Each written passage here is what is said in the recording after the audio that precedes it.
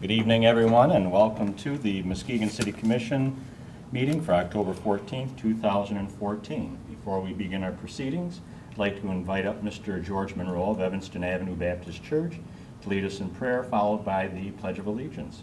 Mr. Monroe.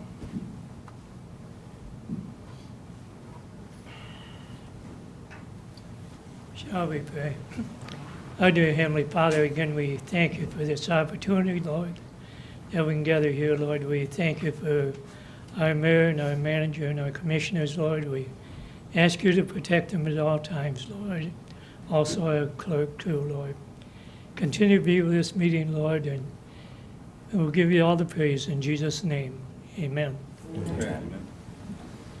I pledge allegiance to the flag of the United States of America and to the republic for which it stands, one nation, under God, indivisible, with liberty and justice for all. Thank you, Mr. Monroe.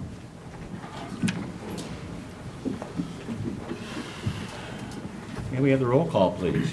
Commissioner Johnson? Here. Mayor Gallren? Here. Commissioner Hood? Here. Vice Mayor Spataro? Here. Commissioner German? Here. Commissioner Rinsima-Sibiga? Here. Commissioner Turnquist? Here. Thank you. Well, before we get into the meat of the matter, we have some presentations this evening.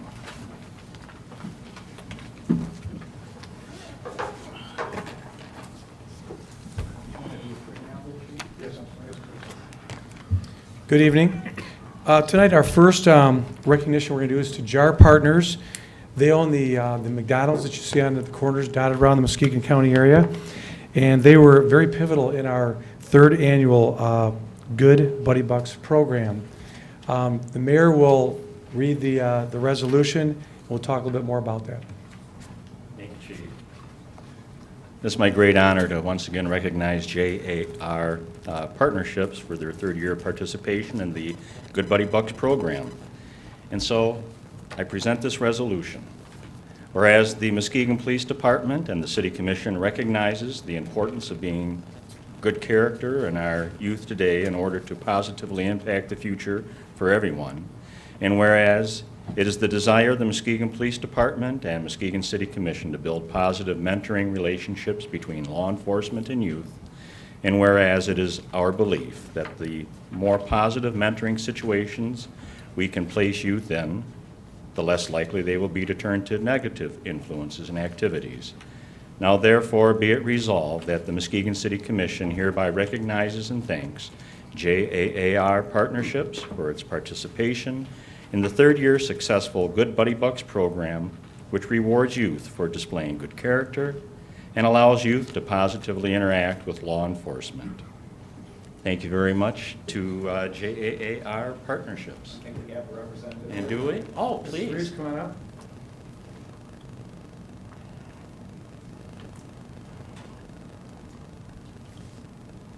And it's my pleasure to listen, give my best regards to everyone.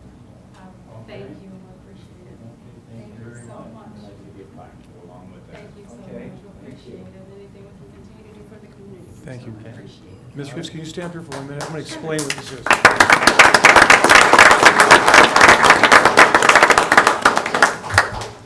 And what this basically is, throughout the summer months, through the Social Justice Committee and Commission that we work so closely with, JAR Partners graciously participates and the officers receive tickets. And these tickets are issued to younger people that we see doing good deeds or just good things in general. And then the reward is they can go to McDonald's and they have a small stipend towards a dessert there or something that McDonald's offers.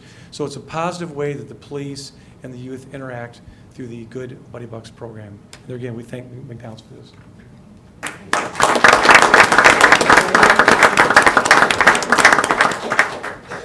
Of course, I'm here on behalf of Arthur Scott, who is the owner of JAR McDonald's, and of course, we do our best to try to do everything we can in the community.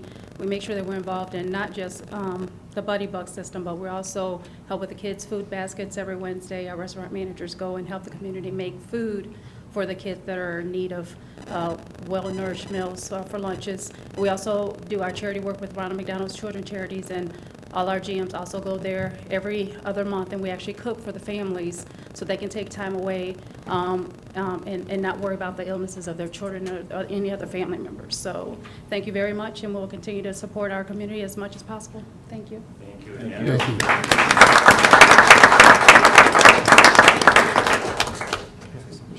Okay, I just want to jump in real quick. I'm Denny Powers, Police Community Coordinator, Muskegon Police Department. And I just want to point out that JAR Partnerships actually goes above and beyond in this program, because when we first talked about this with the Social Justice Commission, our intent was, and we had no funds at that point, is that we were going to go out and find some funds and approach JAR Partnership and say, hey, would you go 50-50? We'll pay for half of every ice cream cone or apple dippers, and if you'll throw in the other half. And we called them up, and they said, no, we're not going to hear about that. We're going to pay for that, and we're going to do all the printing. So we actually pay nothing for this program. It's JAR Partnerships went over and above, and this is the third year that they've done that. So we appreciate it so much for the police, and it builds that interaction between the kids and the police officers, in addition to promoting that, having good character. So we really appreciate it. Thank you.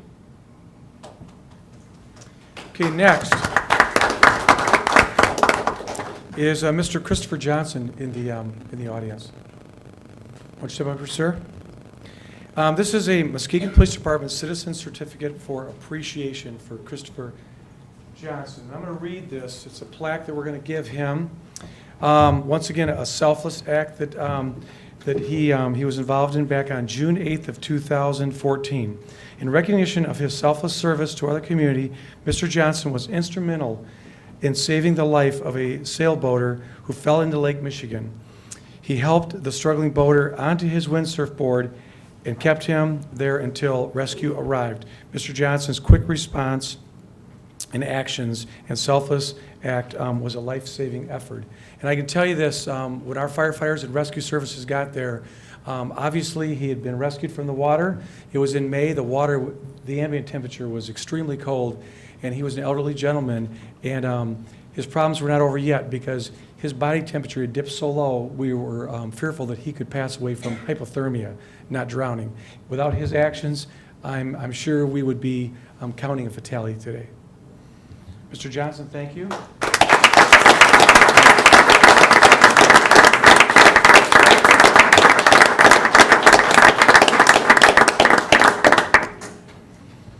We have one last certificate of appreciation for Joel Erdeman. Is that right? That's right. Joel, come on up.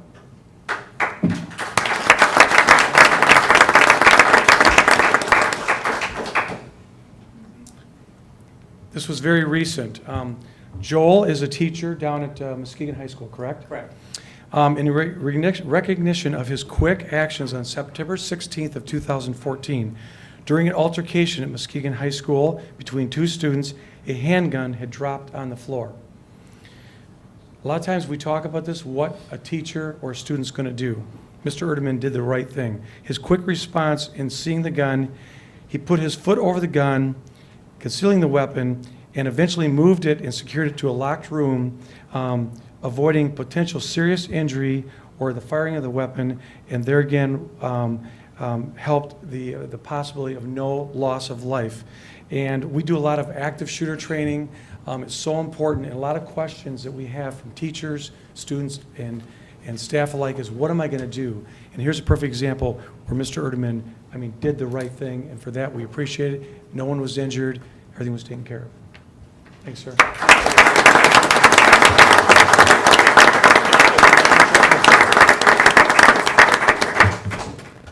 I was kind of surprised when I got a phone call saying to come down here because I had done something and supposedly, stopped something. And I see a few names that I think I recognize from possible conferences. Mr. Hood, I think I may have had your son, and I recognize the German name. But the thing that I want to say is, as a teacher in Muskegon Public Schools, the names of so many kids that still, Jacoby Brown's teeth, that shine so bright that I can never forget this kid. Dupree Johnson, Charles White, we could go on and on and on. Yet, I'm not sure where we are with respect to the governing board, our law enforcement, and our educational system with respect of all three of us working together. And I just heard this buddy program, which sounds amazing, but I've spoken to our administration and I've also spoke to representatives in our Teachers Association, and I know there would be members who would love to be able to meet not only with law enforcement, but our governing body to try to come up with some action committee to figure out what else we can do. Because the reality is, the parking lot that's gone isn't going to solve the problem. Thank you. It's a good thing, but it's not going to solve the problem. And we need to have more discussions and more conversations on what we can do to stop that violence. Because, thank you, but how ridiculous is this? That I have to step on a gun in a school. Thank you. So, Thank you. thank you.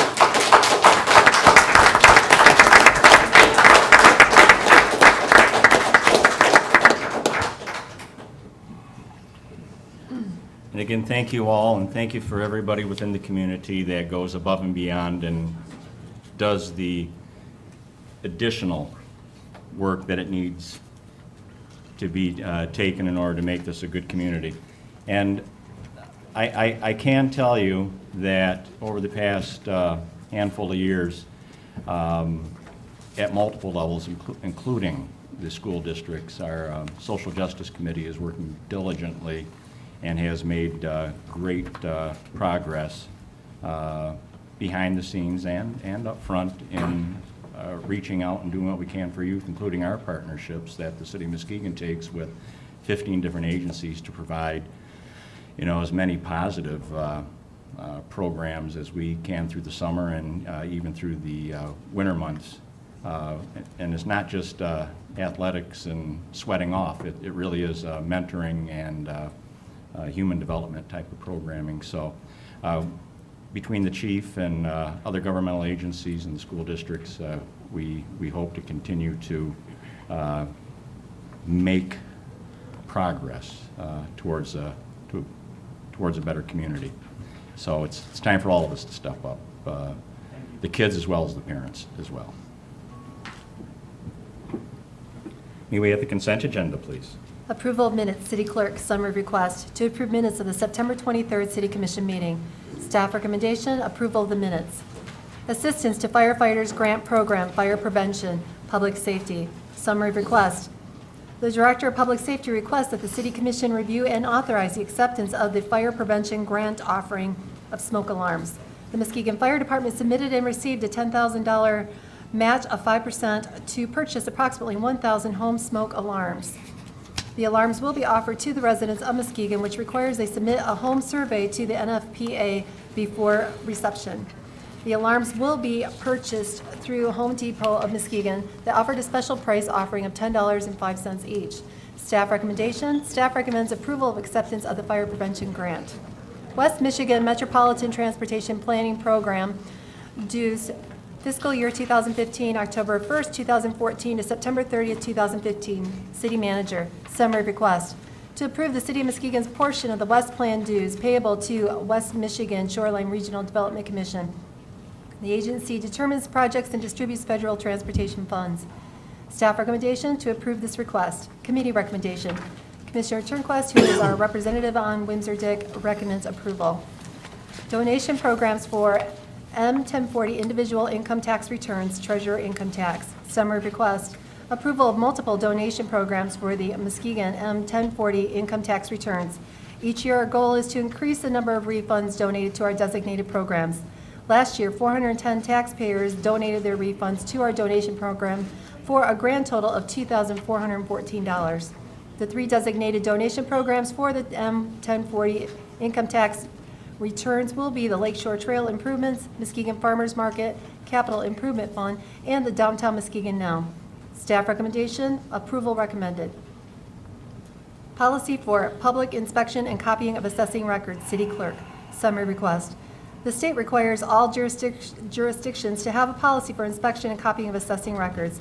The policy is written in compliance with the state requirements. Staff recommendation to approve the policy as written.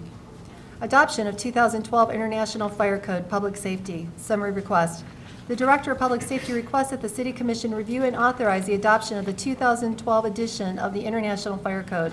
The new addition addressing safeguarding of life, property from fire, explosion hazards arising from the use and occupancy of building within the City of Muskegon. The new addition has been reviewed and forwarded by the City of Muskegon Fire Marshal's Office. Staff recommendation, staff recommends adoption of the proposed 2012 edition. Muskegon Bike Time, request for a 5-year commitment for Bike Time 2015 to 2019. Summary request. Muskegon Bike Time has submitted a request for a 5-year commitment from the city to host Bike Time downtown. There are no major changes from the way Bike Time has been run in the past, and the streets affected are the same as past years. This year, 2014, was the first year the Bike Time was run by a local group, and they are asking for the 5-year agreement to make planning the event easier. Knowing their plans well in advance should also help city staff with their planning. Items requiring city commission approval are the same as in previous years, that the city waive DPW equipment rental costs, that Bike Time be able to use their own labor pool when possible rather than using city staff, and some deviation from street closure times listed in the city's special event policy. Staff recommendation, as in past years, it is recommended that the staff be allowed to make the final decision regarding rental fees and actual costs to be coordinated through the city manager. In addition, staff recommends that if Bike Time picks up items such as picnic tables, bleachers, and trash cans for distribution at the proper locations, there will be no equipment rental charged to Bike Time. This must first be approved by and coordinated through city staff. It is also recommended that city staff reviewing staffing levels for city personnel with the Bike Time staff, with the city making the final decision on the number of city staff needed for the event. Regarding street closures, staff recommends approval with the condition that Bike Time notify affected downtown businesses of the dates and times of street closures and the time and date that no parking restrictions go into effect on these streets. West Michigan Lake Hawks City Support, Planning Economic Development. Summary request.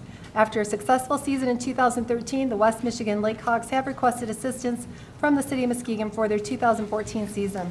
Staff has proposed providing financial assistance through the purchase of game tickets, which would be provided to local groups working with youth, similar to the arrangement with the Muskegon Lumberjacks.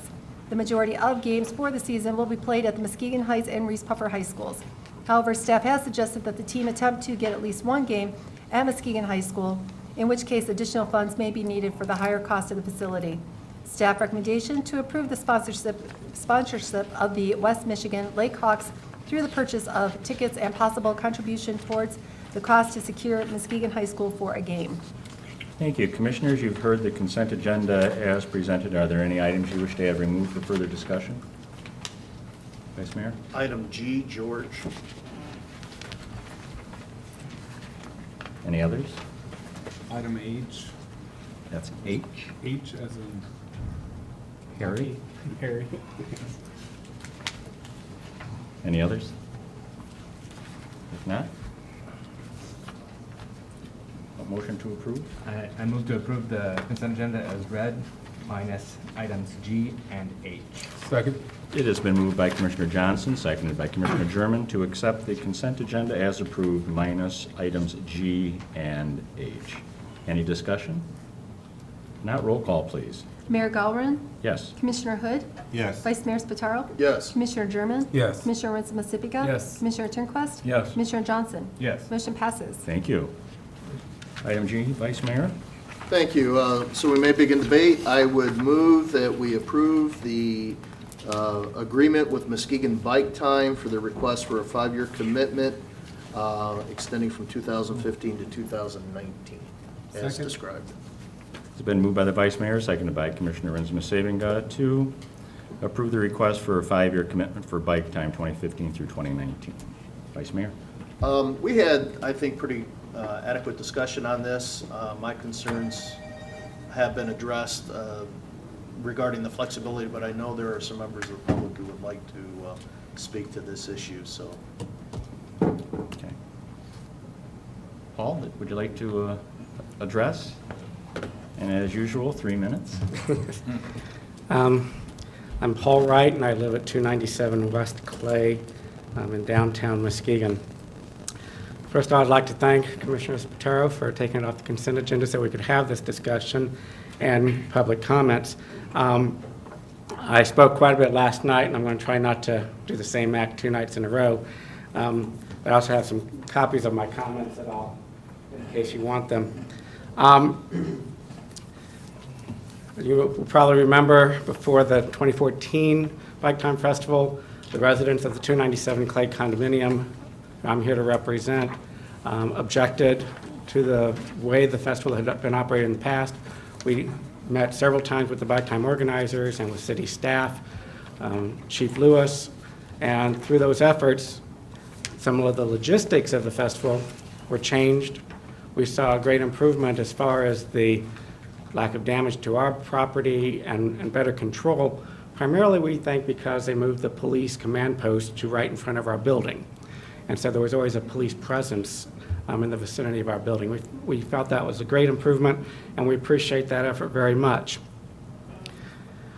But fundamentally, we still are faced with a festival which for 2014 said they were expecting 100,000 attendees. They claim that they actually got 130,000 attendees. And I didn't bring my water bottle to do the little show and tell again, but remember the water bottle analogy where the organizers say that only so much water can go in the water bottle. And that's true, except that there's no shutoff on the spigot for the water flowing in. Therefore, when the bottle is full, as in Western Avenue becoming full, it goes everywhere in all directions uncontrollably. And that's the fear that we have for this. We also reiterate the concern that as downtown develops, and we all have a major investment in downtown as residents and business owners. If you look at what zoning and planning is planning to do down Western and the side streets with retail on the first floor and residential on floors 2 through 6 over the next 2 to 4 years, and then you consider that this festival is absolutely incompatible with that usage, you have to assume that somewhere in the next 5 years, Western Avenue is not going to accommodate this festival. So making a commitment to the bike time for Western Avenue, I think, is a mistake. And we would ask you, rather than committing to bike time for 5 years, to please commit to the redevelopment of downtown core for retail and residential use. And that you work with us as downtown residents and businesses and the bike time organizers to find a more appropriate location for what may in 4 years be a festival attracting 300,000 people, something that we just simply don't think can be accommodated. And so you've got the specifics of my comments. I'll also mention, just so that you know, that we are continuing to work on this and had planned to for the next year. We've submitted a Freedom of Information Act request to the city so we can examine all the documents that you may have looking at bike time over the last 8 years. I've been asked by our board at 297 Clay Condos to also start looking at police incident reports over that weekend, not only in the festival area, but also in the immediately surrounding areas for traffic stops, DUIs, and things like that. So this is something we really do intend to work with the city and the organizers on, but we do not think the commission should right now assume that Western Avenue is the best location for the next 5 years. Thank you, Paul.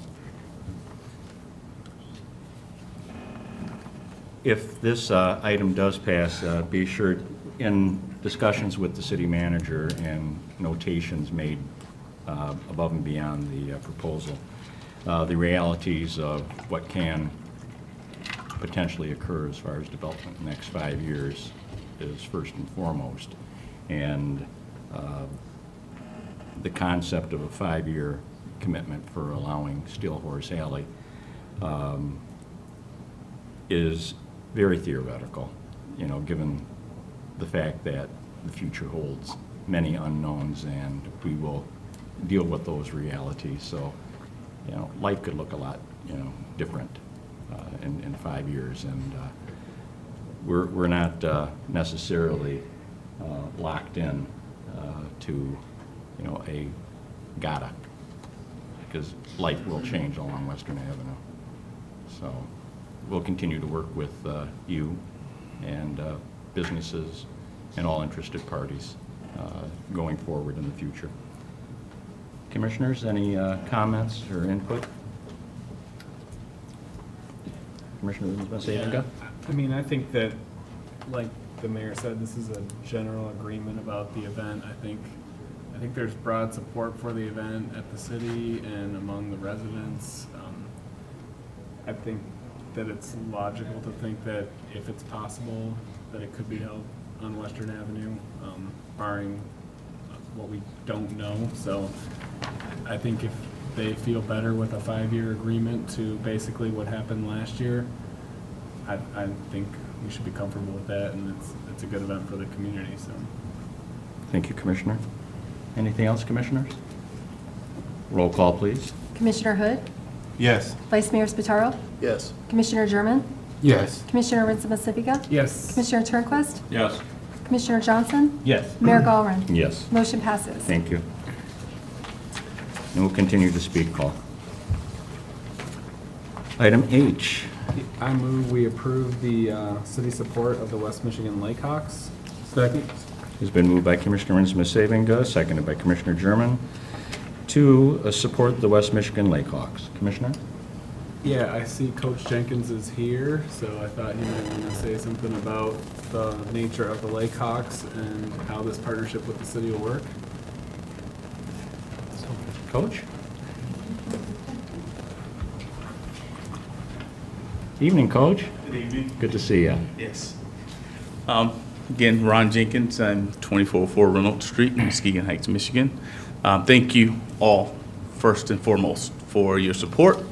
And thanks for, I guess to say, definitely to Peterson for your guidance and things, and Miss Kathy, I think there's someplace, as well. But the Lakehawks, as you all know, we finished 14th nationally on last season, and we're entering to a second season, exciting season, and what we see that's going to bring more business and things to our downtown Muskegon area. We have teams coming out of Indiana, out of Milwaukee, out of Detroit, out of Chicago, and we're looking at really promoting downtown Muskegon. I'm really excited about that. I had a meeting with the Holiday Inn as well with Doug Pollock, and we're really pushing to bring that business downtown. I'm just excited. I tell you, I'm just overly excited about where we're going. We had a conversation with the CEO of the ABA, and just to let West Michigan know, in Muskegon County, we will be representing West Michigan on ESPN, January the 3rd, and in Denver, Colorado. So we were chosen by the ABA. They watched our organization and watched our competitiveness, and they expect us to compete and to finish in the Elite Eight this season. I'm also expecting us to finish in the Elite Eight. So we're just excited where we're going and where we're from, but we know that we only can be as successful as we can be by joining hands with the city, the county, and our local business owners. So if we have that collaboration and that support, I guarantee you we're going to be here for quite a long time, and we're going to be making not only West Michigan, Muskegon County, we're going to make the city proud of what we have here. So thank you all. I don't know if you have any questions, but I'm excited. Thank you, Coach. Good question. Just a comment there. Congratulations, Coach Jenkins. Thank you. And I'd just like to commend you on your initiative and your perseverance of what you're doing in the community, and as an example of a role model to the youth here. And what you've done to reach out to partner with the city of Muskegon and building relationships. So we're looking forward to working with you, and best wishes to you and the organization. Thank you. And just one more thing that I do want to say to the city, that we are partnering with several of our 501c3s and several of our Big Brothers Big Sisters, YMCA, United Way, and so on.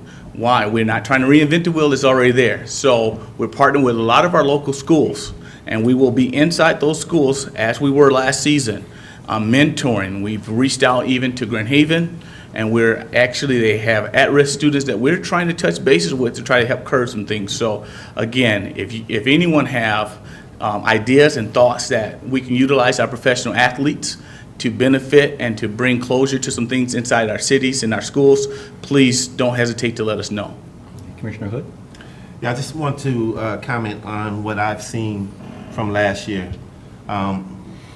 Your team, they go out and they do a lot of charity work. Yes. I've seen them at the Heights Halloween party, where they worked in the kitchen, came out, helped pass out candy talked to kids. I've seen them at the Optimist Club, where they came out, helped in the kitchen when we had events, mentored the young people. I've seen them talk to different groups. So I just like to say that I think this is a good thing, what you're doing, and I think it's a good move that the city is coming on board with you. Thank you. Very good. Anything else, commissioners? And speaking of kitchens, we got breakfast. Got it. Okay. Looking Well, forward thank to you, it. Coach, and best of luck. Thank you. Roll call, please.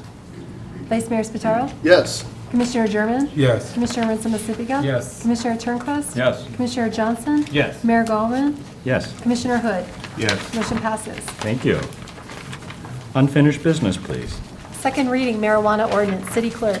Summary request. The City Commission issued a moratorium on the current marijuana ordinance to give staff and council the opportunity to review the state law and make changes to be in conformance.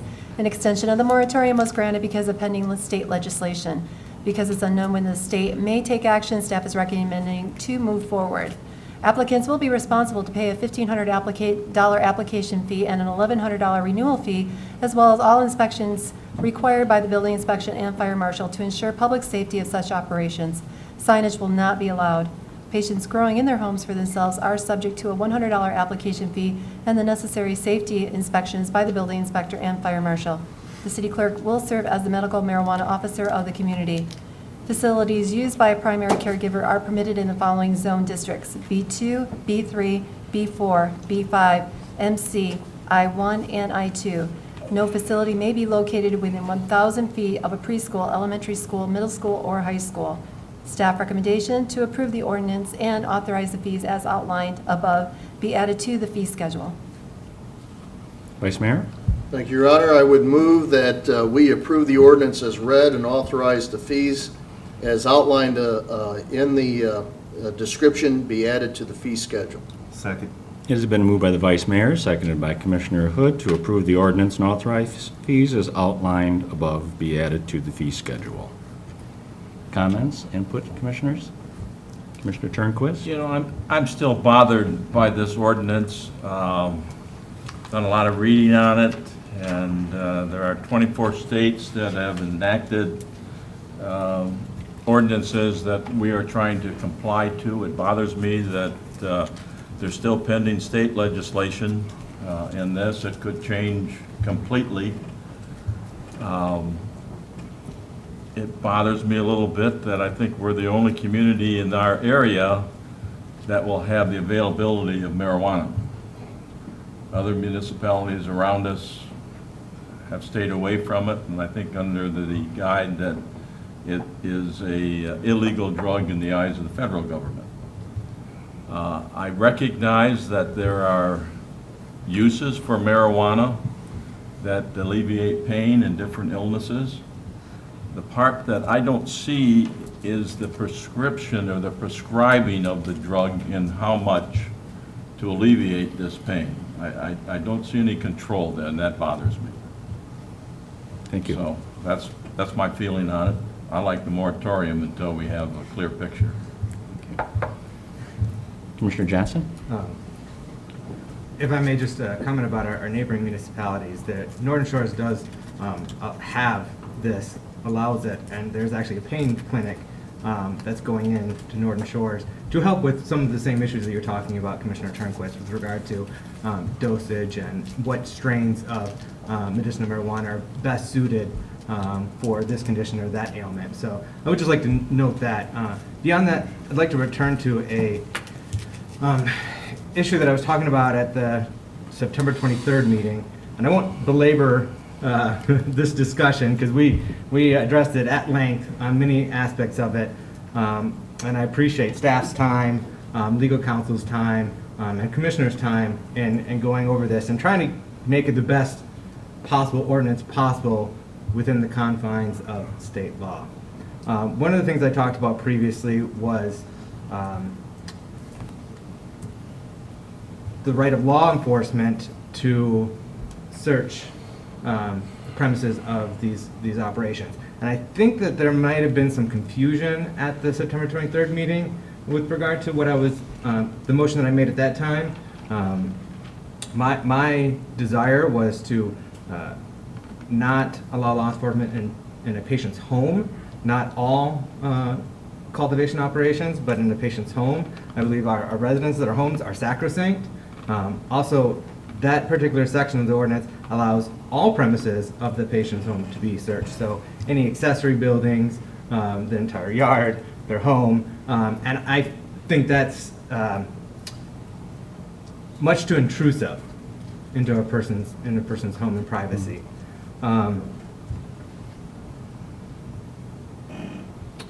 And I have consulted the ACLU of Michigan on this.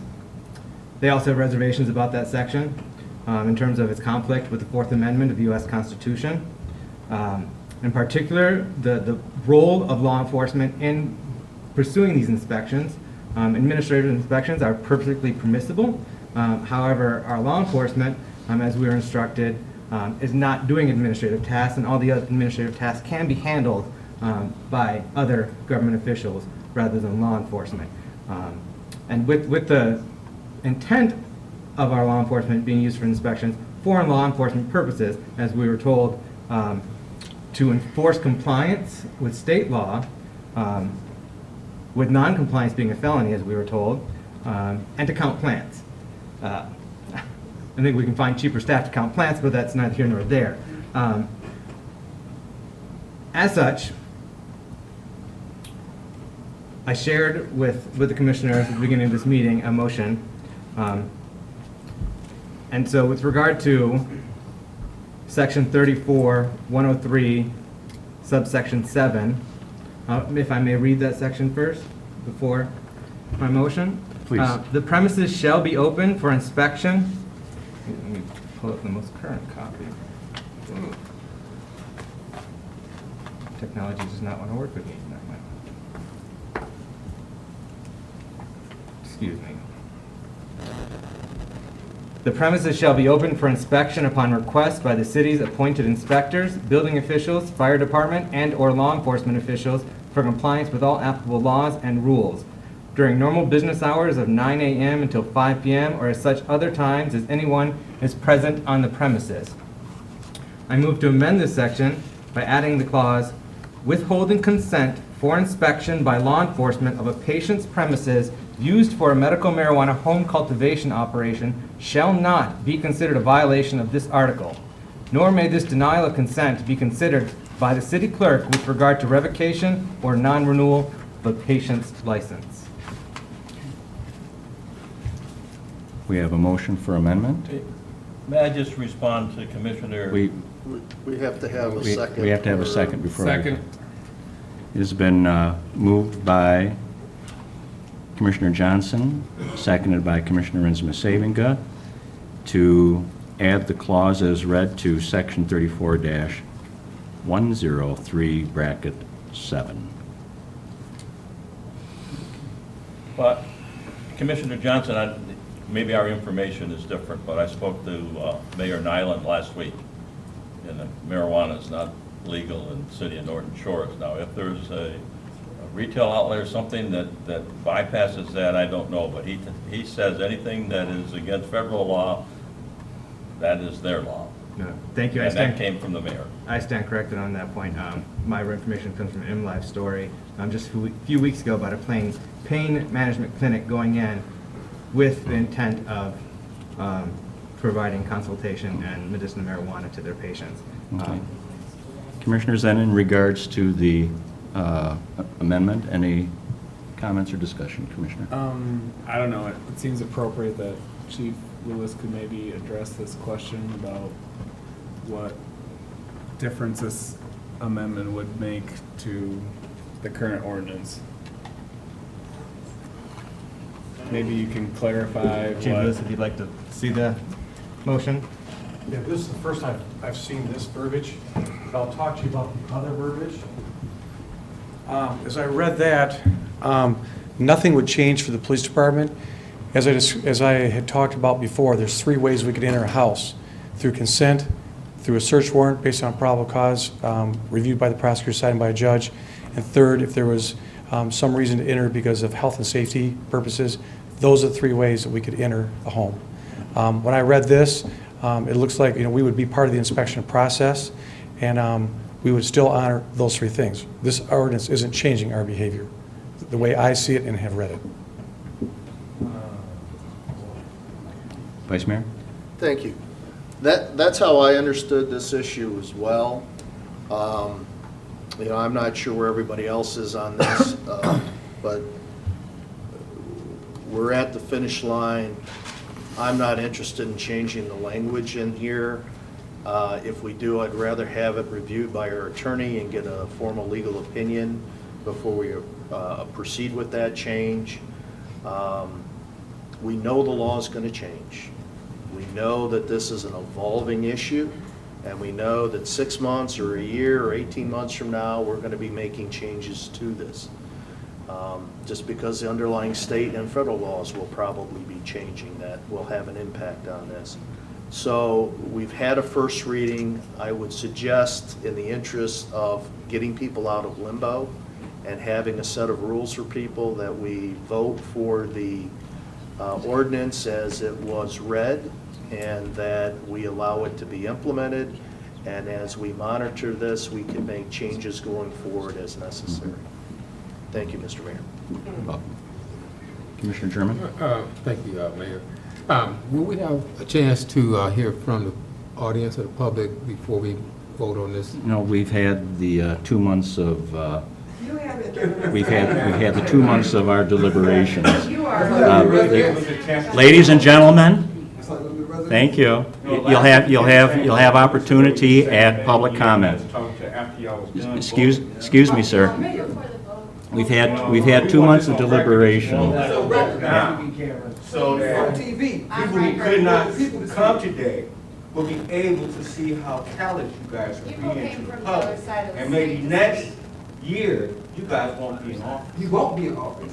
So Thank you. do it your way. Ladies and gentlemen, thank you. Next year, we'll not go this way. Nor doctors. Our discussion on the medical marijuana will be ended for this evening. We've had the 2 months of the deliberation on the matter, writing and rewriting, and this is a technical required formality as a second reading. It already passed the one time. So, because it wasn't. If you don't want us to talk about it, Excuse me, you will have an opportunity to speak at public hearing, but at this juncture, you don't have a right to interfere in the proceedings at this point. We were supposed to wait till November. That was the decision we made in the first meeting we had. And that's the way it was supposed to be. No, it wasn't, Diane. We're proceeding. Mr. Mayor, could we have some order? Yes. And so we will, as you can see, we will be proceeding with the second reading. But first, we have to address the issue of the amendment that Commissioner Johnson brought up. Okay, so we're addressing the issue of that amendment, then Then we will proceed with the vote on that, and then we'll move back to the voting on the second reading of the ordinance itself. Which is, okay. Okay. Oh, so we're not going to vote on the second reading, right? Then we're voting on the amendment. Voting on the amendment, Right, then we'll gotcha. move to the second reading. Okay. Okay? And reason for me asking that, because the residents and the caregivers probably could shed a little bit more light on this situation and actually give me more knowledge. Also, I've read, and it's a lot that I don't understand about this. So I don't want to get off track or not be fair, to them as well.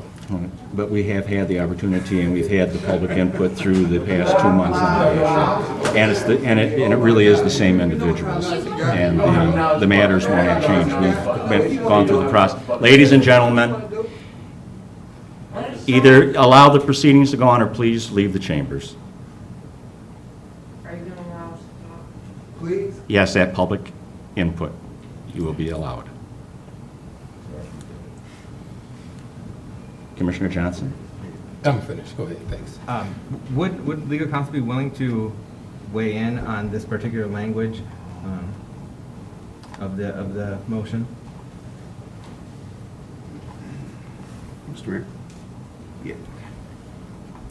with the understanding that we received this just as we walked in, and I don't say that as a criticism, but it would appear to be consistent with what staff in the police department has said their practice is. It is consistent with what my understanding of the intent of the ordinance and what the plan was. I don't have an objection to what is here. This is not a thorough analysis, it's not a written report, that sort of thing. But I don't have an objection to it. Commissioner?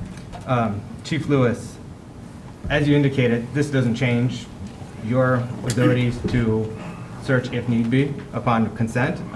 Even with this amendment, patients can choose to consent to your search if they wish, as well as the two other avenues that you said, immediate danger in which you need to enter the premises, or you get a search warrant. That's correct, and I could add one thing to this too. If you read that, it says that these inspections would take place 9 to 5. So obviously, when someone actually had an appointment for us to be there, we would go at that time. This isn't a planned, or this isn't a unannounced inspection. This isn't like knocking on someone's door in the middle of the night demanding to come in. It's nothing like that at all. I think the times are listed in there when this would take place. We would go there when it's planned, and we'd conduct this count, so to speak, because we're trying to figure this out also, and we'd be on our way. But the ordinance says during normal business hours of 9 a.m. until 5 p.m. or as such other times as anyone is present on the premises. They may schedule outside that, and if that's accommodating to us or our inspectors, I think we should honor that. So you're confirming with us today, though, that police will not be arriving at people's homes outside of 9 a.m. and 5 p.m. unless elected by the homeowner. Like I said, we're going to schedule for this ordinance. We have other business that we conduct, law enforcement business, but for this particular ordinance, it's pretty clear on how we would do these inspections. It sounds like they're announced. It's by appointment. There's times. We can go outside that time, but I think it's going to have to be between the inspectors and the homeowners to agree upon that. I don't see this as an open blanket way to search people's homes, because it would never withstand that test. It just wouldn't. So Commissioner Sherman? excuse me, Chief. So you said they're going to be scheduled, so the caregiver will know in advance that you got inspections will take place. Is that what you're saying? These are patients. Yes, apparently. And, excuse me, that's Chief. Apparently, they're applying to either be a caregiver or they're applying to be a patient that's going to grow in their home, correct? So they're going to apply, and then we're going to follow that ordinance. That's the only participation law enforcement is going to have in this, is what it states there. And as one person out here stated, we're going to have a law enforcement person. It may be a non-sworn person perform this. We haven't even got to that point yet on who is going to do this from law enforcement. We're discussing that as this moves along. I just can't tell you now. Could be a police officer, could be a civilian. We just don't know. It's so new. Okay, but my question was, okay, when that inspection takes place, will the patient or the caregiver know in advance that an inspection is on its way or is going to take place at that point? I believe they're asking for this. They've applied. It's to be scheduled. It's just like building, electrical, or plumbing. We've scheduled an inspection to come out and see if they're in compliance. They will know about it because they have activated or started this first, not us. Okay. Okay, thank you. Okay, Commissioner Renz, Ms. Saban? Yeah, so I think in regards to the amendment, I think it adds language to this ordinance that is not necessary. I think the police have the same understanding and are going to act the same way whether this statement is in the ordinance or not. I feel that we haven't had really adequate time to exactly understand it, so I think we should proceed. As it's not going to change the substance of the ordinance, I think we should proceed without the amendment and take a vote on it. Vice Mayor? Yeah, I would concur with Commissioner Renzema Sebinga. My concern is that, given that this has been a contentious issue with split votes, that if we amend the language of the underlying ordinance and then do not vote unanimously to approve the final ordinance, that would subject to a third reading of this, with the new language in there. I will defer to our parliamentarian if I'm wrong on that, but if we amend the language of this ordinance and it is not a 7-0 vote, I believe we have to come back at our next meeting and take another shot at it. To my recollection, that issue has never come up in the last 10, 15 years. We've And I never don't amended a remember- motion at the second No, reading. And so I am somewhat hesitant to tell you how I think a court would react to that with zero history. Certainly, the alternative would be if you reject the amendment, but direct us to bring it back to you as a standalone amendment to the ordinance, would be another option for you. What about this leaving it alone? I would be more comfortable with that. And so if directed to, we would prepare it that way. In order to be in addition to a passed, Much like we amend other ordinances on a somewhat regular basis. okay. Commissioner Johnson? If I'm not mistaken, from what I understand of Commissioner Winston-Seagan's comments, that this amendment doesn't substantially change the ordinance and it's extra language, thereby essentially superfluous. But that's not the case, because the effect of this amendment does impact patients, because under the current language, if police chief or an officer comes to someone's home and the person does not consent to the inspection of their premises, then they could be fined with a civil infraction, $100 for the first offense, it's $200 or $250 for the second offense, and $500 for the third offense, and they'd have to go to court. So we're looking at, up to $1,000 if someone denies consent, 3 times in 1 week. And it's unreasonable to me, and the police chief has indicated that. Ladies and gentlemen, the commissioner is speaking, please. We're conducting business. The police chief has indicated that neither this section nor my amendment will change anything him and his department do with regard to searching people's homes, that they'll still stick to the 3 parameters for entering someone's home. And he even indicated that if, under the current language of this ordinance, the proposed ordinance, that if someone were to deny consent, he would not force entry. He would seek out a search warrant if there was reason for such.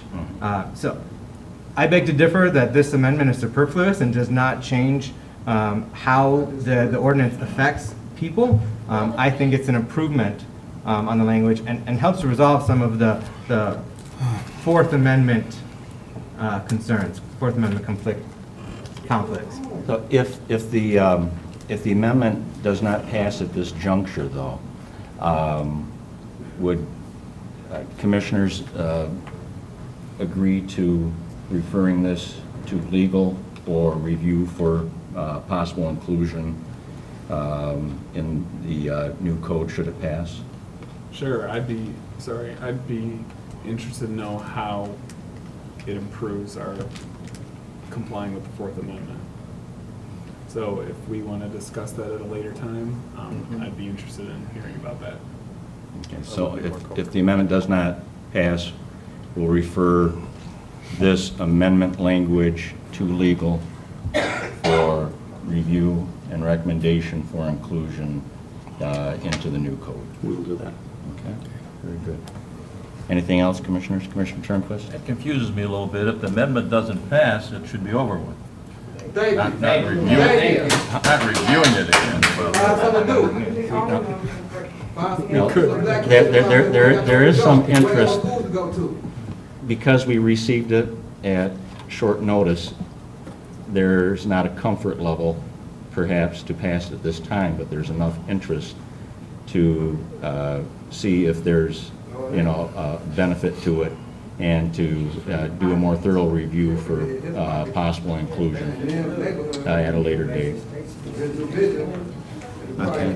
Anything else, Commissioners? How do police or inspectors get the Excuse information me. about a patient or a caregiver without the Well- disclosure of confidential information? Explain, Mayor. Excuse me.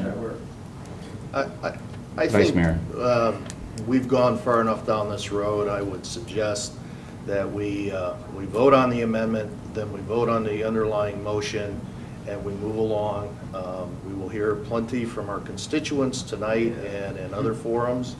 And as always, I will listen to the people who live in Ward 3 and do my best to represent their interests. So I suggest we call the question. Yes. Nobody here. Roll call, please. Commissioner Rinsema Sibica? This is on the amendment. This is on the amendment. Yeah. No. Commissioner Turnquist? No. Commissioner Johnson? Yes. Mayor Galvin? Yes. Or no, Commissioner Hood? I'm sorry. No. Come on. Commissioner Hood? No. Vice Mayor Spataro? No. Commissioner German?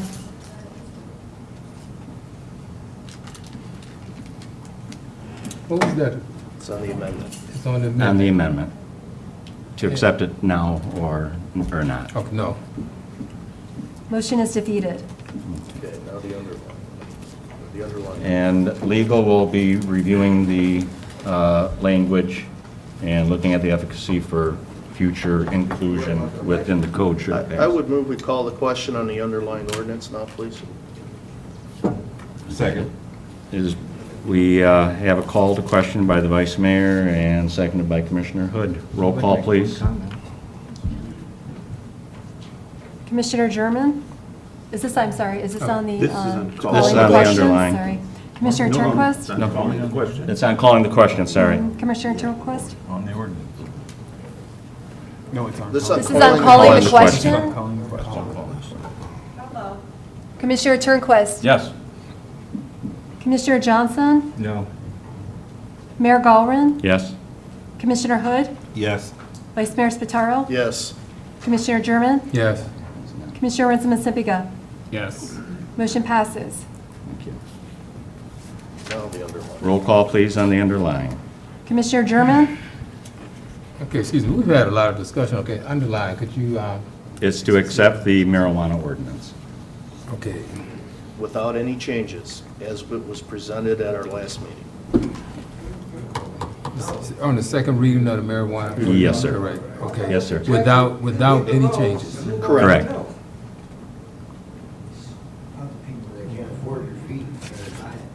I want to say no. Commissioner Rinsema Sibica? Yes. Commissioner Turnquist?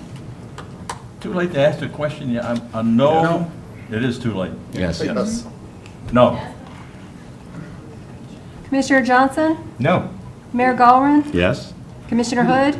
Yes. Vice Mayor Spataro? Yes. Motion passes. Thank you. New business, please. TASER X26P units for the Police Department Public Safety. Summary request. The Director of Public Safety requests that the City Commission review and authorize the purchase and implementation of the TASER X26P Force Continuum Tool, less than lethal device. The Police Department is submitting a request for the purchase of 25 units, safety yellow, and accessories. The department currently does not have a Force Continuum tool with the exception of impact weapons and a CS gas spray. The department believes risk to citizens and police officers may be reduced, and research supports a reduction in excessive force claims. The purchase and implementation will be coordinated through officer training, department policy, followed up by use of force reporting and supervisory review on all TASER activations. Staff recommendations. Staff recommends approval of TASER purchase and implementation. Commissioner Rinsema Sabinga? I move we approve the TASER purchase and implementation. Second? It has been moved by Commissioner Rinsema Sabinga, second by Commissioner German, to approve TASER purchase and implementation. Questions or comments, Commissioners? Commissioner German? I'd just like to say, as stated in the work session yesterday, that was a good presentation by Chief Lewis and the officers that was there. I like the fact that if this is approved, they would have the yellow tasers, so therefore there won't be any mistaking for which weapons they're going to use. My main concern was pretty much the training that the officers are going to have, to use these tasers and how they would be used. So I think Chief did a good job clarifying that. So I'm okay with this, so. Thank you. Yeah. Thank you, Commissioner. Commissioner Savinga? Yeah, I just have a comment about, it says that this is going to be followed up by use of force reporting and supervisory review on all taser activations. I think that's important. I think a concern that people have with tasers is that they're overused and not always out of necessity. So I think that that's an important part of this program that the city of Muskegon's implementing. So I think that's one reason why, in spite of some people's concerns, I think it's a good idea at this point. Thank you. Anything else, Commissioner, Vice Mayor? Yeah, I want to echo what others have said.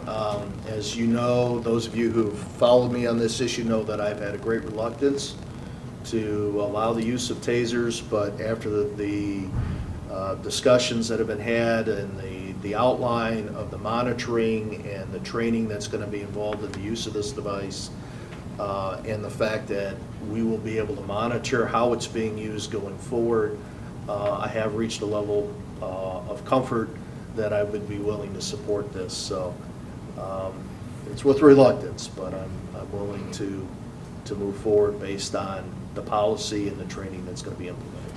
Thank you. Commissioner Hood? I think that the taser is going to be a good addition to the police department. Anything that's going to give us another step of non-lethal before lethal. Anything that's going to help save a life and help save someone from getting hurt. I'm for it, and with the training that we're going to have and the training on force continuum, I think this is a good addition to Muskegon Police Department. Thank you, Commissioner. Anything else, gentlemen? Not, roll call, please. Commissioner Johnson? Yes. Mayor Gallren? Yes. Commissioner Hood? Yes. Vice Mayor Spataro? Yes. Commissioner German? Yes. Commissioner Ritson Pacifica? Yes. Commissioner Turnquist? Yes. Motion passes. Thank you. Any other business, Commissioners? I'd like to recognize in the audience this evening, Your Honor, Judge Hoekstra. How are you this evening? Very fine, thank you. I didn't expect that. Yeah, please.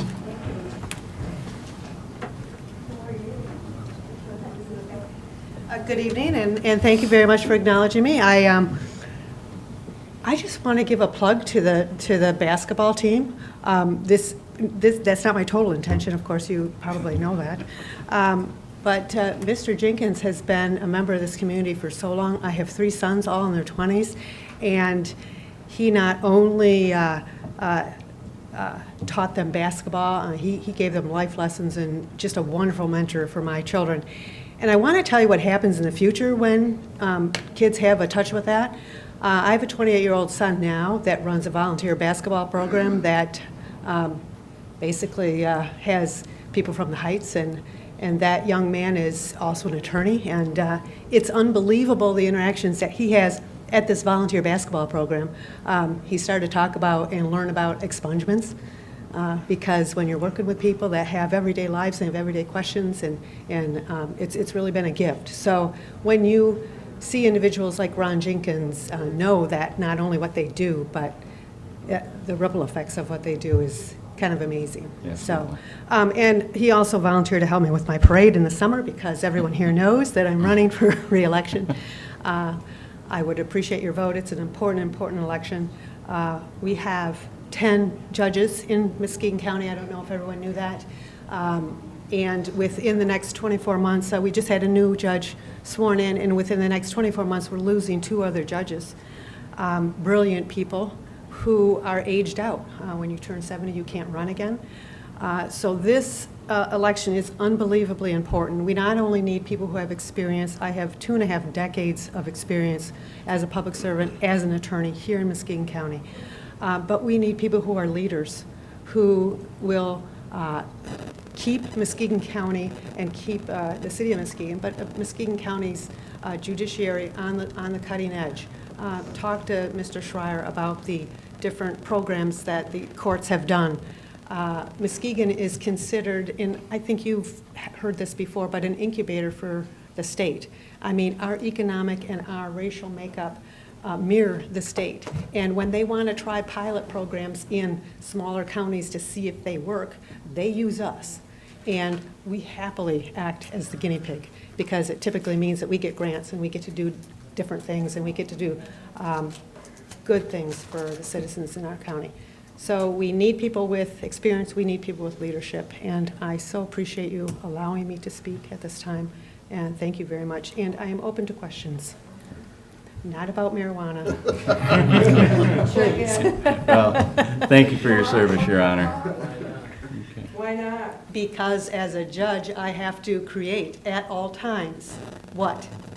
An objective forum for every party to come before me, and I cannot take a stand whatsoever. She gets an opportunity to rip us apart. Thank you, Your Honor.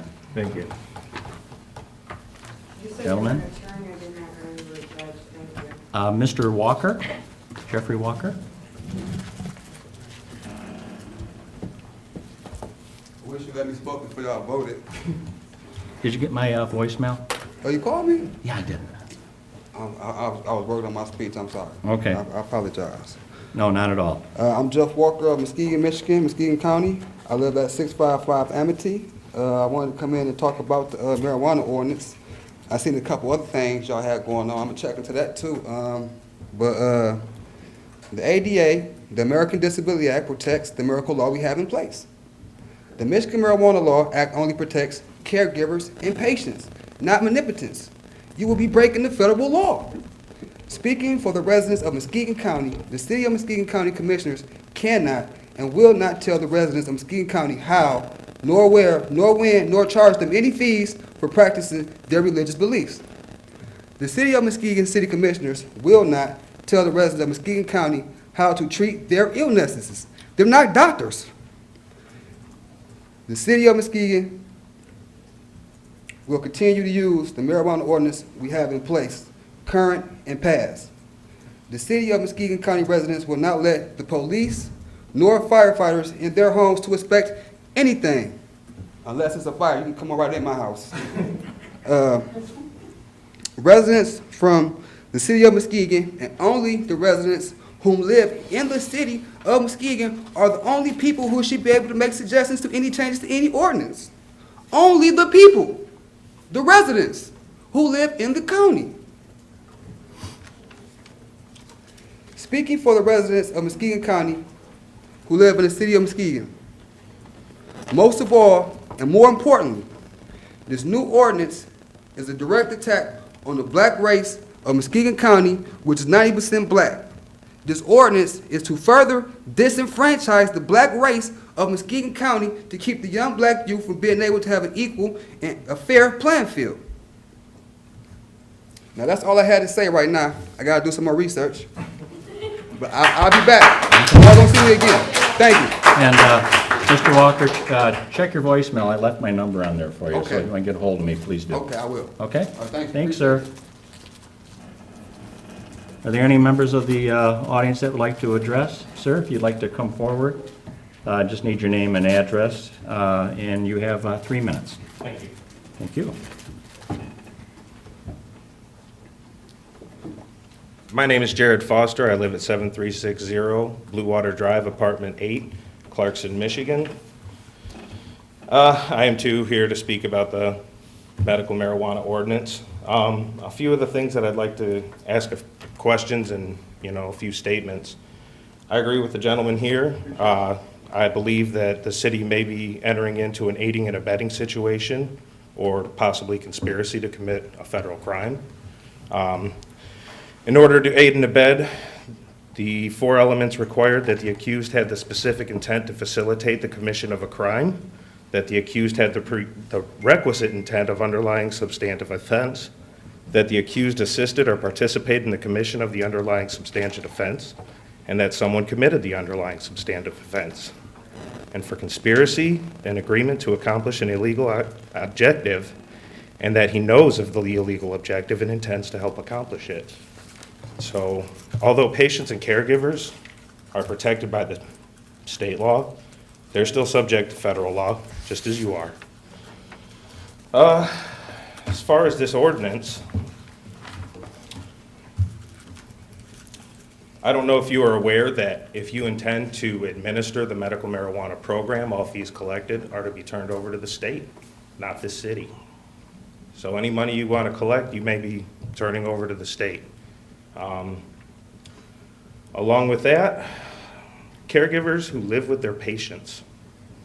According to section 34-1035, they're not to operate out of a residence. What if it's their wife, their brother, their mother, their son and daughters? Are they not allowed to help them in their home?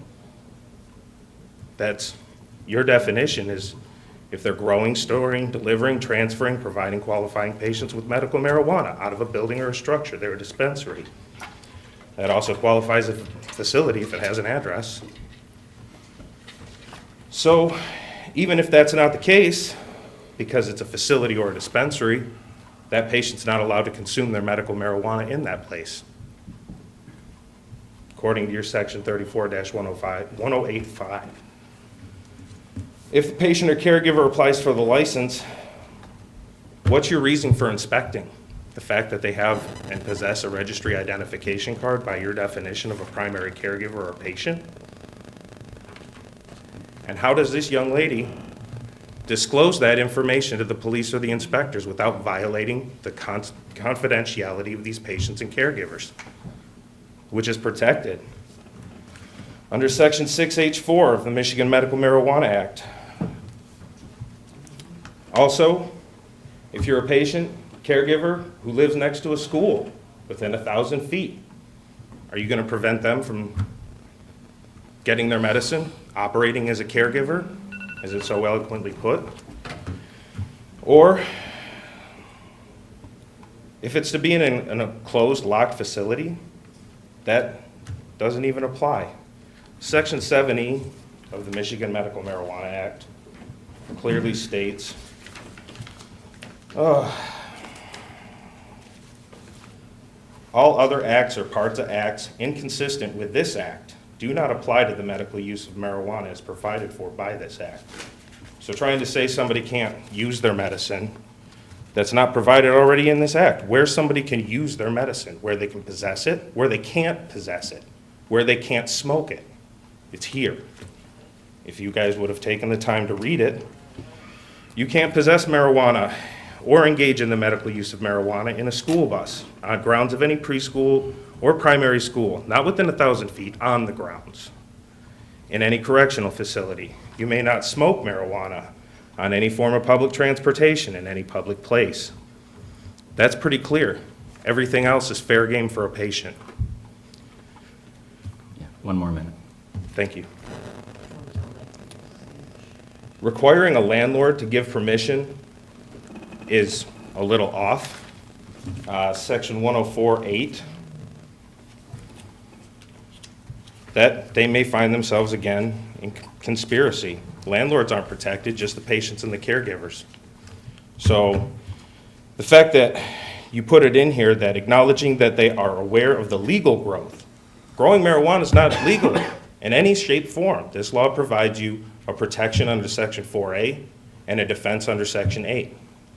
It's not legal to grow. As the police officers here will tell you, it's not legal to grow, as the city attorney will tell you. And that's pretty much all I have. Thank you. Thank you for your time. Answer those questions, you can't vote on it. Is there anyone else that would like to address? Sir, please.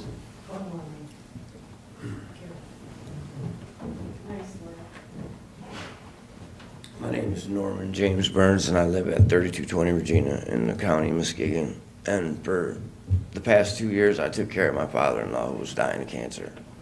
And there ain't no way he could have come up with $1,500 to pay me or to pay whoever. I don't understand how the state says you got to pay money for the license, and now you guys are saying we got to pay another $1,500 to grow it. And you know, we spent all our money on his cancer treatment. You know, we had to have benefits. You know, where do you expect people to come up with this extra money? We got the medical marijuana card. You know what I mean? That was a fee we had to pay the state. And now you're saying we got to come up with more money to do our own medicine? That's all I gotta say. Sir, the clerk didn't catch your name. Could you? It's Norman James Burns. Burns, thank you. Thank you, Mr. Burns. Is there anyone else that would like to address? Ma'am?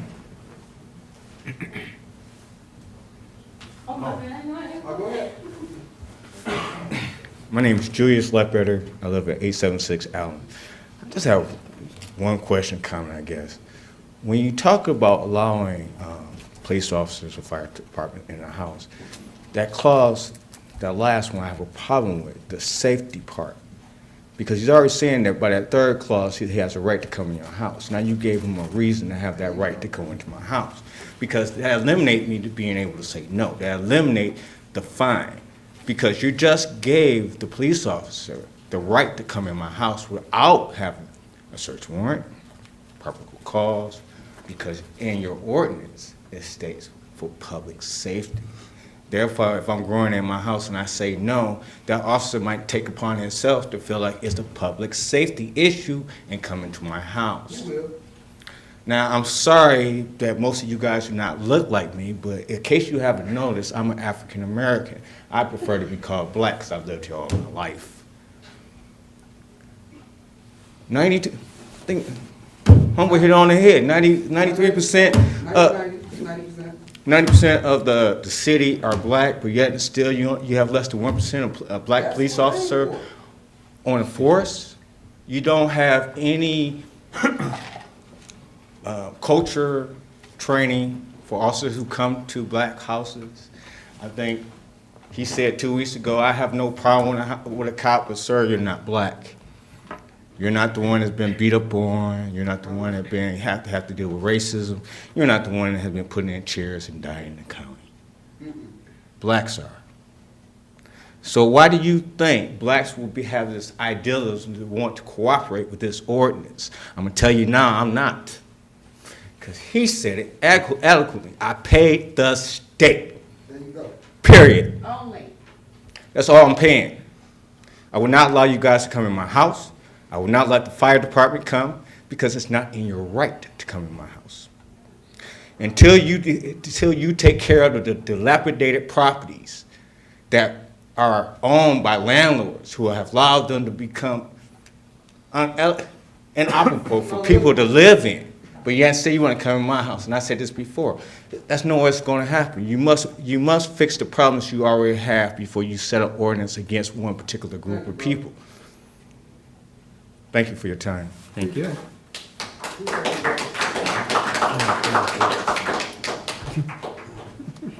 I'll take one more. Diane, please. Oh, no, I'll take two more, because you were, no, you were first, I'm sorry. And then we'll follow up with Diane, and then that'll be it. Okay, Christina McLeod. Welcome again. Christina McLeod. Oh, and welcome Oh, back. thank you. You've been here before. Could we just get your address for the record? Yeah, sure. Why do you guys count the address for the record? I'm just wondering. So they know where to find us. Right, Oh, exactly. no, we don't Is want that to a find you. consent thing? Like, can I But, you know, say- the one thing that's handy about it too is if we want to get in touch with city residents, Well, can I give you my phone number instead? address, it's the policy until we change it, if you don't mind. All right, 875 Fleming. I just wanted to, because I heard you say that you were for anything that like saves people and helps people, so I just want to share a couple quick facts about the benefits of marijuana that are beyond smoking it.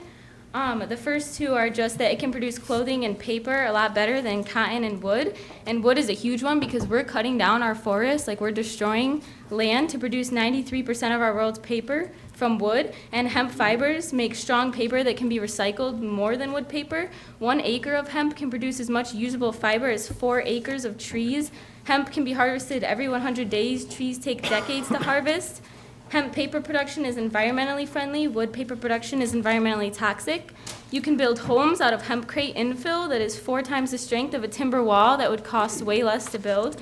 Hemp can literally make gasoline without burning fossil fuels derived from cellulose. It can also be grown in drought-resistant areas in dry west regions. Hemp seeds contain all nutritionally significant amino acids and are considered complete when compared to meat, milk, eggs, and soy, meaning humans, like a lot that are hungry and starving out there, can literally survive on hemp seeds. Also, when you simply grow hemp with your crops, it naturally kills off weeds and removes chemicals from the soil, so that would prevent the use of harmful pesticides to our environment. It also is known as one of the member of one of the elite plants that goes through a process of soil recovery called phytoremediator. You can literally Google it. It's with a PH, and that can help reclaim land destroyed by radiation, toxic waste, and pollution. And lastly, we can power our coal-powered plants without sulfur pollution, as well as reverse negative effects of carbon emissions.